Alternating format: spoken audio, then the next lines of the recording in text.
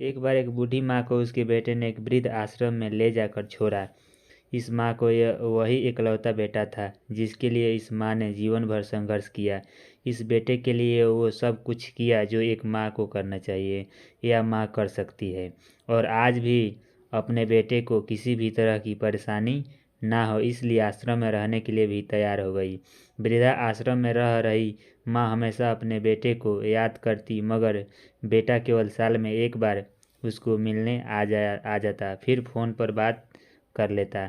वृद्ध आश्रम से बेटे को एक दिन फ़ोन आया। उन्होंने कहा, बेटा जल्दी से आश्रम आके अपनी माँ से मिल लो, वो बहुत सीरियस है।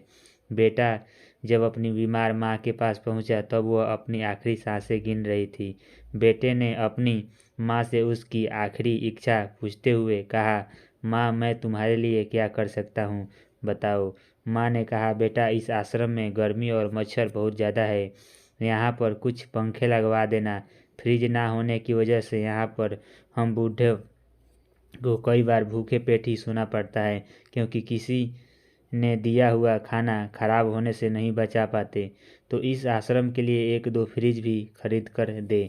बेटे ने अपनी माँ की सारी बातें सुनी और अपनी माँ से पूछा, आपने इतने साल यहाँ पर निकाल दिए पर आपने कभी भी यह बातें मुझसे नहीं कही, और जब आपके पास टाइम नहीं बचा है तब आप यह सब कह रही हो। बेटा मैंने गर्मी, भूख और पीड़ा सहन कर ली, लेकिन मुझे पता है जब तेरे बच्चे तुझे यहाँ पर छोड़कर जाएंगे तब तू यह सब सहन नहीं कर पाएगा, इसलिए तेरी सुविधा के लिए मैं तुझे यह सब लगाने के लिए कह रही हूँ।